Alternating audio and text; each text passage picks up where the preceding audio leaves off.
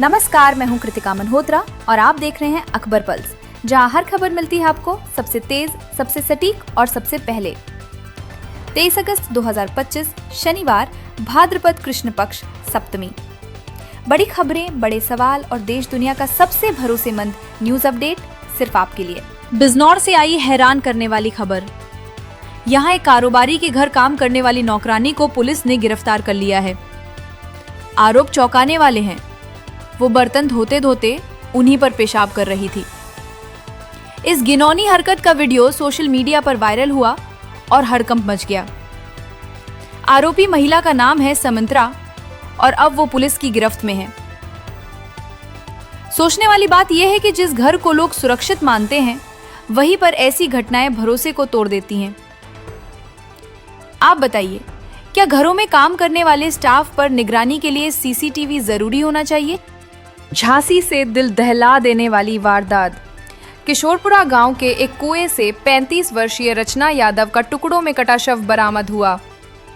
Police ने पूर्व ग्राम प्रधान संजय पटेल और उसके भतीजे संदीप को हत्या के आरोप में गिरफ्तार कर लिया है, जबकि तीसरा आरोपी प्रदीप अभी फरार है।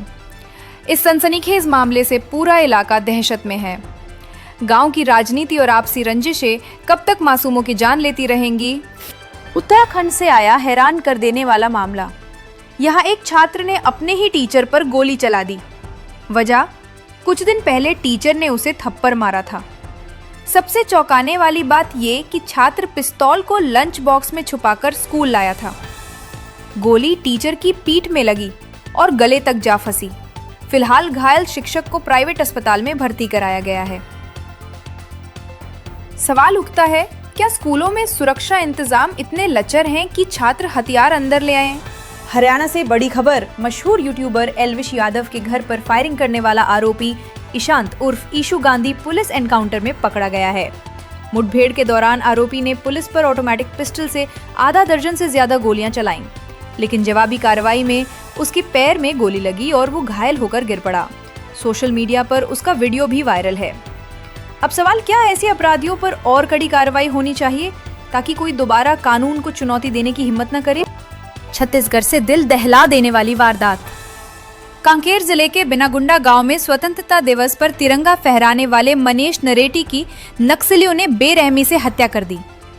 उनका वीडियो 15 अगस्त पर सोशल मीडिया पर वायरल हुआ था और अब वही देशभक्ति उनकी जान ले गई। सिर्फ इस साल नक्सली हिंसा में 31 निर्दोष लोग मारे जा चुके हैं। सवाल यह है, देश का तिरंगा लहराना अगर किसी गांव में मौत की सजा बन जाए तो क्या नक्सलियों को जड़ से खत्म करने का वक्त नहीं आ गया है? हरियाणा के पानीपत से सनसनीखेज मामला। CIA 2 की टीम ने 2 आरोपियों को गिरफ्तार किया है जो मलेरिया इंस्पेक्टर को हनी ट्रैप में फंसाकर ब्लैकमेल कर रहे थे। आरोप था कि इंस्पेक्टर पर फर्जी रेप केस लगाने की धमकी देकर पैसे ऐंठने की कोशिश की गई। गिरफ्तार आरोपियों की पहचान आशीष और सोनू नौलथा गांव के रूप में हुई है। अब उन पर BNS की धारा 308 की उपधारा 2 और 308(6) के तहत मामला दर्ज हुआ है। क्या ऐसे हनी ट्रैप गिरोहों पर और कड़ी कार्रवाई होनी चाहिए? अपनी राय कमेंट में। राजस्थान से दिल दहला देने वाली खबर। जयपुर में 58 वर्षीय महिला की मौत हो गई क्योंकि एम्बुलेंस का ऑक्सीजन सिलेंडर बीच रास्ते में खाली हो गया और ड्राइवर मरीज को छोड़कर फरार हो गया। महिला स्क्रब टाइफस से जूझ रही थी और SMS हॉस्पिटल ले जा रही थी। सवाल उठता है, अगर एम्बुलेंस ही लापरवाह हो जाए तो मरीजों की जान कौन बचाएगा?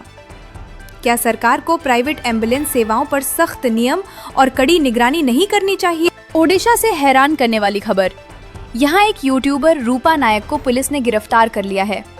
आरोप है कि उसने दुर्लभ और संरक्षित प्रजाति मॉनिटर लिजर्ड को पकाकर खाया और उसका वीडियो सोशल मीडिया पर डाल दिया। मामला मयूरभंज जिले का है, जहां वन विभाग ने खुद संज्ञान लेते हुए कार्रवाई की। याद रहे, ये प्रजाति वाइल्ड लाइफ प्रोटेक्शन एक्ट के तहत संरक्षित है और इसके शिकार पर सख्त सजा का प्रावधान है। उत्तर प्रदेश के रामपुर से चौंकाने वाला मामला सामने आया है। एक महिला ने गंभीर आरोप लगाए हैं कि उसकी मां के साथ कई सालों तक अन्याय हुआ और परिवार के लोगों की हत्या तक की गई। महिला ने ये भी कहा कि उसे प्रताड़ित किया गया और परिवार पर दबाव बनाया गया। इन आरोपों के बाद पुलिस ने तुरंत जांच शुरू कर दी है और पूरे मामले की छानबीन जारी है। मुंबई से चिंताजनक खबर। शहर के बीएमसी अस्पतालों में एंटी रेबीज वैक्सीन की भारी किल्लत हो गई है। कुर्ला का भाभा अस्पताल और सांता क्रूज का वीएन देसाई अस्पताल जैसे कई केंद्रों में स्टॉक खत्म हो चुका है। नतीजतन कुत्ते या बिल्ली के काटने वाले मरीज महंगे प्राइवेट क्लिनिकों की ओर भागने को मजबूर हैं। एक्सपर्ट्स चेतावनी दे रहे हैं, रेबीज के मामलों में जरा सी देरी भी जानलेवा साबित हो सकती है। सवाल है, मुंबई जैसे महानगर में स्वास्थ्य व्यवस्था इतनी लापरवाह कैसे हो सकती है? क्या लोकसभा से बड़ी खबर। जैसे ही प्रधानमंत्री नरेंद्र मोदी सदन में दाखिल हुए, विपक्षी सांसदों ने जोरदार नारेबाजी शुरू कर दी। वोट चोर, गद्दी छोड़।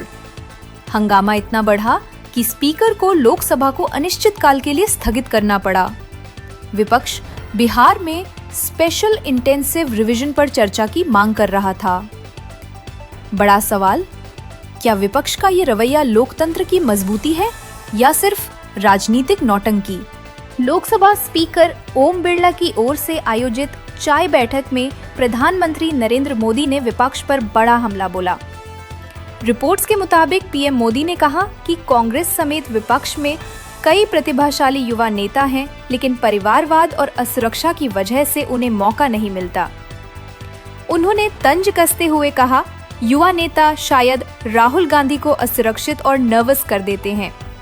बैठक में अमित शाह और राजनाथ सिंह भी मौजूद थे। सवाल यह है, क्या कांग्रेस कभी परिवारवाद से बाहर निकल पाएगी या युवा नेताओं की राह हमेशा बंद रहेगी? कर्नाटका से बड़ी खबर। ईडी ने कांग्रेस एमएलए केसी वीरेंद्र के ठिकानों पर छापेमारी की है। बेंगलुरु, चित्रदुर्ग, मुंबई से लेकर गोवा तक 30 जगहों पर यह कार्रवाई हुई।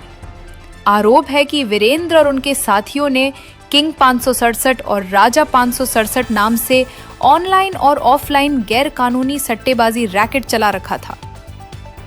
सवाल उठता है, जनता की सेवा करने वाले नेता अगर सट्टे के धंधे में डूब जाएं, तो लोकतंत्र का क्या होगा? आपके हिसाब से क्या ऐसे नेताओं की सदस्यता तुरंत रद्द कर देनी चाहिए? कर्नाटक की कांग्रेस सरकार ने केरल के वायनाड भूस्खलन पीड़ितों के परिवारों को 10 करोड़ रुपए देने का ऐलान किया है। ये वही इलाका है जहां से प्रियंका गांधी सांसद हैं। बीजेपी ने इस पर तीखा हमला बोला है और सीएम सिद्धारमैया को केरल का मुख्यमंत्री तक कह दिया। बीजेपी का आरोप है कि कन्नडिगों का टैक्स वायनाड भेजा जा रहा है सिर्फ इसलिए क्योंकि वो प्रियंका का क्षेत्र है। क्या वाकई राज्य के टैक्स पैसों का इस्तेमाल पड़ोसी राज्यों के लिए होना चाहिए या फिर ये सिर्फ राजनीति है? अपनी राय कमेंट्स में बताइए। असम से बड़ी खबर। मुख्यमंत्री हिमंत बिस्वा शर्मा ने घोषणा की है कि अब राज्य में 18 साल से ऊपर के लोगों को आधार कार्ड नहीं मिलेगा। सिर्फ एससी, एसटी और चाय बागान मजदूर समुदाय को 1 साल की छूट दी जाएगी। शर्मा का कहना है, हम ऐसा सुरक्षा कवच बना रहे हैं ताकि कोई भी घुसपैठिया असम में आकर आधार लेकर भारतीय नागरिक ना बन सके। सवाल उठता है, क्या ये कड़ा कदम असम को अवैध घुसपैठ से बचा पाएगा? दिल्ली से बड़ी खबर। गृह मंत्रालय ने सीनियर आईपीएस अफसर सतीश गोलचा को दिल्ली पुलिस कमिश्नर नियुक्त किया है। वे एसबीके सिंह की जगह लेंगे, जिन्हें 1 अगस्त से अस्थायी तौर पर जिम्मेदारी दी गई थी। ये नियुक्ति ऐसे वक्त में हुई है जब राजधानी में सुरक्षा सवालों के घेरे में है, क्योंकि सीएम रेखा गुप्ता पर बुधवार को एक जनसभा के दौरान हमला हुआ था।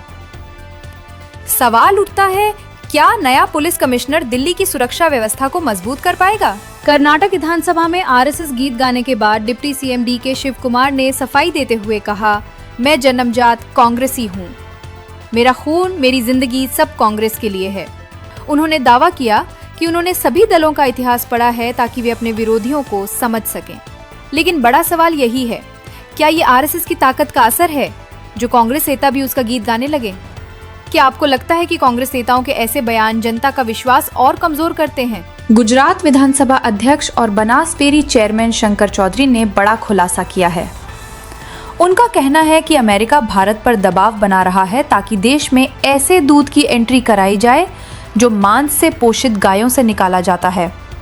चौधरी ने आरोप लगाया कि अमेरिका में बूचड़ खानों से बचा फैट चारे में मिलाकर मवेशियों को खिलाया जाता है और फिर उसी दूध को हेल्दी बताकर भारत में बेचने की बॉम्बे हाईकोर्ट खुद देखेगा। Film Ajay, the untold story of a Yogi. ताकि ये समझ सके कि सेंसर बोर्ड ने आखिर क्यों इस फिल्म को सर्टिफिकेट देने से इनकार किया। ये फिल्म यूपी के मुख्यमंत्री योगी आदित्यनाथ के जीवन पर आधारित है और किताब the monk who became CM से प्रेरित है, जो पिछले 8 सालों से सार्वजनिक रूप से उपलब्ध है। सवाल उठ रहा है, जब किताब सबके लिए खुली है तो फिल्म पर रोक क्यों? क्या आपको लगता है कि योगी आदित्यनाथ पर श्रीलंका की राजनीति में भूचाल? पूर्व राष्ट्रपति रानिल विक्रमसिंघे गिरफ्तार हो गए हैं। आरोप है कि उन्होंने सरकारी फंड का दुरुपयोग किया। रिपोर्ट्स के मुताबिक 2023 में ब्रिटेन दौरे के दौरान वे करीब 10 लोगों के साथ गए थे और उसी खर्च को लेकर अब कार्रवाई हुई है। ये गिरफ्तारी सीधे सीधे श्रीलंका की सत्ता और साख पर बड़ा सवाल खड़ा करती है। क्या भ्रष्टाचार की जड़ें पड़ोसी देशों की राजनीति में इतनी गहरी बैठ चुकी हैं कि नेताओं को जेल तक जाना पड़ रहा है? पाकिस्तान की सरजमीन पर फिर से आतंक की साजिश। रिपोर्ट्स के मुताबिक जैश-ए मोहम्मद ने करीब 4 अरब पाकिस्तानी रुपए यानी 120 करोड़ रुपए जुटाने का अभियान शुरू किया है। मकसद भारत की ऑपरेशन सिंदूर में तबाह हुई आतंकी बुनियाद को दोबारा खड़ा करना और 313 नए आतंकी कैंप बनाना। फंडिंग डिजिटल वॉलेट से की जा रही है, जिनका कनेक्शन मसूद अजहर के रिश्तेदारों से बताया जा रहा है। बड़ा सवाल, क्या पाकिस्तान सरकार इस खुले आतंकी कारोबार पर आंख मूंदे रहेगी या भारत रूस यूक्रेन जंग का असर फिर दिखा? रूस ने यूक्रेन के मुकाचोवो में अमेरिकी कंपनी फ्लेक्स लिमिटेड के कारखाने पर 2 मिसाइलें दागी। जबरदस्त धमाकों से आग भड़क गई और कम से कम 15 लोग घायल हुए। यूक्रेन के राष्ट्रपति ज़ेलेंस्की ने कहा कि यह फैक्ट्री आम घरेलू सामान जैसे कॉफी मशीन बनाती थी, लेकिन रूस ने इसे भी निशाना बना दिया। सवाल यह है, क्या अमेरिका की मौजूदगी से ये जंग और खतरनाक मोड़ ले रही? बांग्लादेश से आई बड़ी खबर। भारत से अवैध घुसपैठिए बताकर डिपोर्ट किए गए 2 परिवारों को ढाका पुलिस ने गिरफ्तार कर लिया है।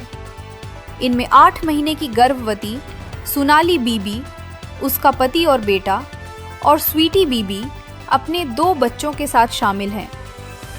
ये लोग पश्चिम बंगाल के बीरभूम के रहने वाले बताए जा रहे हैं। अब वे न भारत के माने जा रहे हैं न बांग्लादेश के। टीम इंडिया के स्टार विकेटकीपर ऋषभ पंत अपनी रिकवरी की राह पर हैं।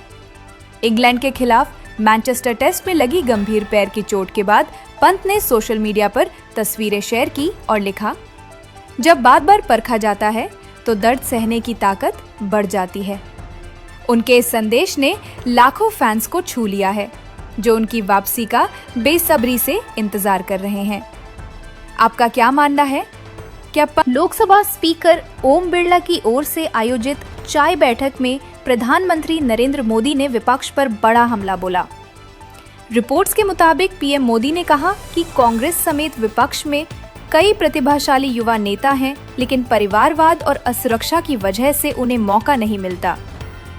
उन्होंने तंज कसते हुए कहा, युवा नेता शायद राहुल गांधी को असुरक्षित और नर्वस कर देते हैं। बैठक में अमित शाह और राजनाथ सिंह भी मौजूद थे। सवाल यह है, क्या कांग्रेस कभी परिवारवाद से बाहर निकल पाएगी या युवा नेताओं की राह हमेशा बंद रहेगी? रणबीर कपूर की फिल्म रामायण को लेकर बड़ा बयान आया है। इसके निर्माता नमित मल्होत्रा ने कहा, अगर ये फिल्म वेस्टर्न देशों को पसंद नहीं आई तो मैं इसे फेल मानूंगा। उनका कहना है कि ये फिल्म सिर्फ भारत के लिए नहीं बल्कि पूरी दुनिया के लिए बनाई जा रही है। उन्होंने साफ कहा, अगर आपको नहीं पसंद आई तो गलती हमारी होगी। क्या रामायण जैसी सांस्कृतिक धरोहर का मूल्यांकन वेस्ट की पसंद से होना चाहिए या भारतीयों के दिलों से? कमेंट कर। झारखंड के रांची में शिक्षक मनोज रंजन ने अनोखी मिसाल पेश की है। उन्होंने अपने घर के बाहर पड़े कचरे के ढेर को 200 पौधों के खूबसूरत गार्डन में बदल दिया। मनोज बताते हैं कि गांव में पिता संग पेड़ लगाने की आदत ने ही उन्हें ये प्रेरणा दी। अब ये जगह न सिर्फ साफ सुथरी है बल्कि लोगों के सेल्फी पॉइंट के रूप में मशहूर हो चुकी है।